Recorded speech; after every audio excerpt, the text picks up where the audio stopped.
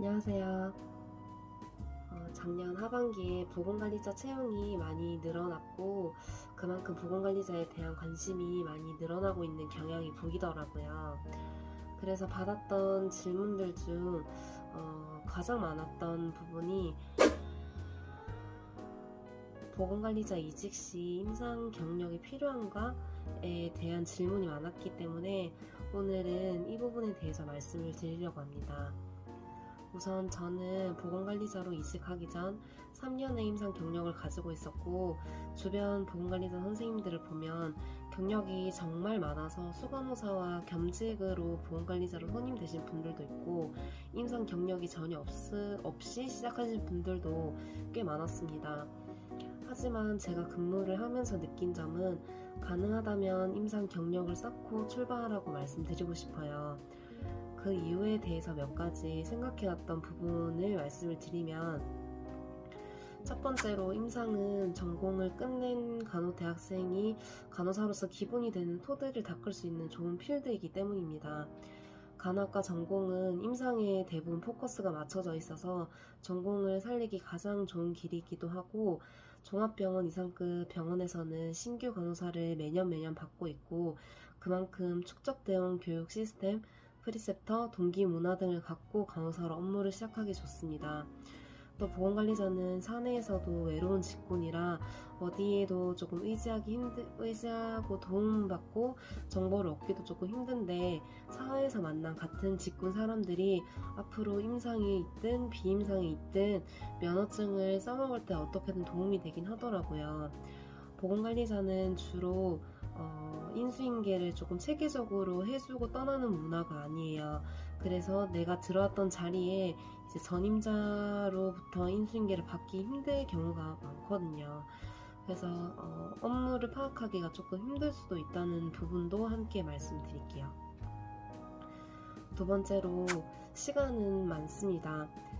저도 너무너무 힘든 임상 경험을 했어요. 신규 간호사 시절에 제 별명은 수도꼭지이기도 했거든요. 너무너무 업무가 힘들고 선배 선생님들로부터도 무섭고 출근길이 너무너무 떨리고 무서울 정도로 스트레스가 엄청났습니다. 내가 과연 간호사로서 잘 할 수 있는지 스스로에 대한 자괴감에 빠질 때도 많았어요. 하지만 몇 달씩 버티고 해가 지나갈수록 서서히 임상에 적응해 나가고 보람을 느끼는 부분도 많아지면서 간호사라서 다행이다 라는 생각도 하고 있더라고요. 비록 저는 건강상의 이유와 앞으로 내가 여기서 오래 버틸 수는 없겠다는 확신으로 임상에 돌아가지 않겠다 라는 신념으로 탈임상을 하긴 했지만, 여기서도 또 다른 고민과 스트레스가 있고, 그때마다 지금 내가 잘 하고 있는 게 맞나? 너무 빨리 임상을 나온 게 아닌가 하는 또 엄청난 고민을 하곤 합니다. 내가 왜 이 길을 가려고 했는가라는 깊은 고민과 각오가 확실하게 되어 있어야 임상에 미련이 없고 되돌아가지 않을 심지가 됩니다. 실제로 보건관리자 중에서도 어렵게 탈임상을 했지만 다시 임상으로 돌아가는 케이스도 정말 많습니다. 세 번째, 임상 케이스를 접한 게 응급 상황이나 사후 관리에 도움이 많이 됩니다. 보건관리자는 다양한 업종으로 취업을 할 수 있는데, 상대적으로 산재 발생률이 적은 호텔 서비스업에서도 임상에서의 경험이 응급 상황 그리고 건강검진 유소견자 상담 시 많은 도움이 됩니다. 회사에서 직원들이 건강과 관련된 다양한 진료과와의 건강상담을 요청을 하거나 병원 시스템 등을 물어볼 때가 있는데, 임상 경험이 유용하고 어떻게 지금 대처를 해야 되는지에 대한 판단에 큰 도움이 되고 있습니다. 네 번째, 다른 간호사들과의 경쟁력. 똑같은 보건관리자라도 임상 경력이 얼마나 있었는가, 어떤 병원의 어떤 부서에서 근무를 하였는가가 최종 한 명을 선발하는 경쟁력이 될 수 있습니다. 보건관리자는 한 회사에 정말 적은 인원이 채용이 되기 때문에 그만큼 경쟁률도 되게 높은 편이고, 임상 경험이 채용 승패의 기준점이 될 가능성이 있습니다.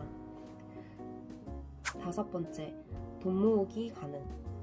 요거는 되게 좀 개인적인 부분이라고 생각할 수도 있는데, 상근직으로 가면 대부분 임상 간호사보다 적은 금액의 연봉을 받게 됩니다. 간호사는 각자만의 속도로 살아가는 것보다 같은 입사 동기, 같은 학번의 대학 동기들의 속도에 맞춰서 살아가게 되잖아요. 그래서 동기들이 얼마 번다더라, 동기들이 얼마 모았다더라, 이런 얘기를 들으면 솔직히 내 월급에 만족도가 떨어질 때가 있는데, 그래도 임상 간호사라 살아왔던 시기에 좀 바짝 벌었다면 그걸로 위안을 삼을 수가 있습니다. 그리고 실제로 간호사는 병원에서 연봉적인 부분에서 되게 우대를 많이 받을 수 있기 때문에 보건관리사 선배님들 얘기를 좀 들어보면 그래도 젊을 때 좀 바짝 벌고 젊을 때 교대로 좀 몸써가면서 근무를 했던 게 도움이 많이 됐다라고 얘기를 하시는 선생님들도 있으셨었어요. 6번째, 그리고 요거는 지금 보건관리자 현황에 대해서 조금 말씀을 드리는 건데 생각보다 조급하게 생각하지 않아도 되는 시기입니다. 작년 정부에서보다 지금은 중대재해처벌법이 완화가 되고 기업법으로 보건관리자 채용도 거의 다 완료가 되면서 전체적으로 모집이 줄어든 시기입니다. 그래서 보건관리자 취업문이 급격하게 닫히면서 다들 지금 빨리 들어가야 되는 게 아닌지 조급하게 생각하시는 경향도 있는 것 같아요. 그래서 저한테도 취업을 어디서 확인을 하셨는지에 대한 질문도 되게 많이 들어왔는데 그래서 지금 이러한 상황에 채용 형태나 연봉, 근무 환경이 정말 안 좋은 곳을 본인을 낮춰가면서 들어가지 마시고 지금 당장에 임상을 그만두고 보건관리자를 준비하지 마시고 앞으로 조금 멀리 보면 보건관리자의 중요성이 더욱 강조가 될 거고 전망도 언젠가는 다시 좋아질 거라고 생각을 하고 있거든요. 정부의 영향이든 정책의 영향을 되게 많이 받는 직종이기 때문에 조금 멀리 보고 결정을 하셨으면 좋겠고 실제로 제가 신규 교육을 가보면은 30살이 정말 어린 편이거든요. 그래서 보통 30대 중반도 많고 중반부터 시작하는 케이스도 많고 조금 신중하게 차근차근 꼼꼼하게 준비를 했으면 좋겠습니다. 사실 이 부분에 대해서는 정말 주관적인 부분이라 제가 물어봤을 때도 지금 당장 더 빠른 시간에 보건관리자로 이직을 하는 게 맞다라고 대답을 해주시는 분들도 많았거든요. EHS 팀으로 들어가게 되는 케이스도 있지만 저같이 혼자 보건관리자로 근무를 해야 되는 케이스도 있거든요. 이렇게 될 경우에는 이제 임상 경력이 없다면은 더더욱 힘든 부분이 많겠다라는 생각이 또 들고 만약에 첫 직장에 대해서도 고민을 하시는 분들이 있다면 팀으로 된 부서 혹은 보건관리 대행 회사로 들어가셔서 선배로부터 업무를 차근차근 배울 수 있는 시스템으로 신규 보건관리자를 시작하시는 게 보건관리 대행 업무를 통해서 내가 원하지 않더라도 되게 다양한 업종의 이제 회사를 내가 담당하게 되는 케이스들이 많거든요.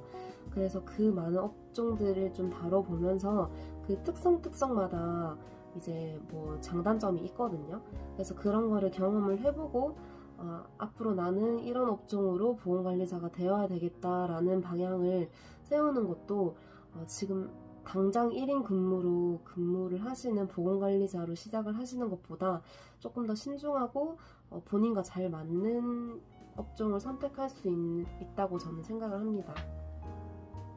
혹시나 추가적으로 보건관리자 업무에 대해서 조금 더 궁금하신 부분이 있다면 댓글로 나눠주시고 다양하게 조금 더 실효성 있는 그런 정보를 많이 제공해 드리도록 노력하겠습니다. 영상을 시청해 주셔서 감사합니다.